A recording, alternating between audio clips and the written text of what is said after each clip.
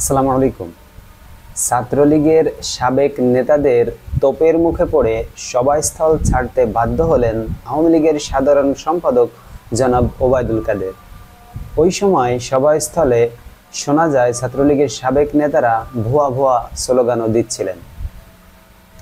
ছাত্রলীগের সাবেক নেতাদেরকে মতবিনিময় সভার জন্য ডেকে আলোচনার আগে সংবাদ সম্মেলন করায় তোপের মুখে পড়েছেন আওয়ামী লীগের সাধারণ সম্পাদক ওবায়দুল কাদের।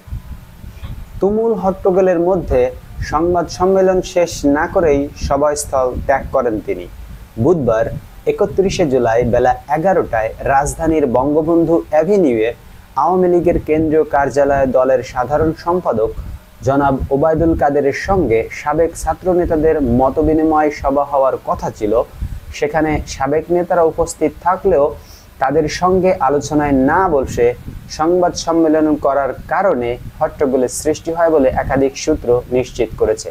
অর্থাৎ যারা সাবেক ছাত্র নেতা ছিল তাদেরকে সেখানে ডেকে তাদের সাথে আলোচনা করার কথা ছিল জনাব ওবায়দুল কাদেরের, কিন্তু তিনি সেটা না করে প্রথমেই সংবাদ সম্মেলন করেছেন। সেজন্য সাবেক ছাত্র নেতারা খেপে গিয়েছিল এবং ভুয়া ভুয়া স্লোগান দিচ্ছিল। সূত্র মতে সাবেক ছাত্র নেতাদের মতবিনিময় সভার জন্য ডেকে মিডিয়ার সামনে কথা বলা শুরু করলেন আওয়ামী লীগের সাধারণ সম্পাদক।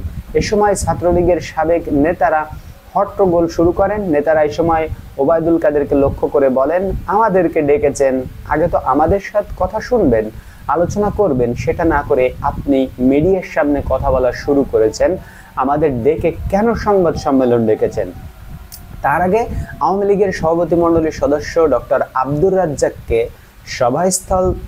সভাস্থলে দেখে সাবেক ছাত্রলীগ নেতারা চিৎকার দিয়ে ওঠেন, তিনি এখানে কেন? তার ছেলে কেন সামাজিক যোগাযোগ মাধ্যম ফেসবুকে সরকার বিরোধী পোস্ট করছেন, সেটিও জানতে চান সাবেক নেতারা। অন্যদিকে সাবেক নেতাদের হট্টগোলের কারণে সংবাদ সম্মেলন শেষ না করে ওবায়দুল কাদের তার অফিসে চলে যান। তখন সাবেক নেতারা বিভিন্ন স্লোগান দিতে থাকেন এবং ওবায়দুল কাদের যখন অফিসে চলে গেলেন তখন আর সাবেক নেতারাও আস্তে আস্তে সেই সভাস্থল ত্যাগ করা শুরু করলেন।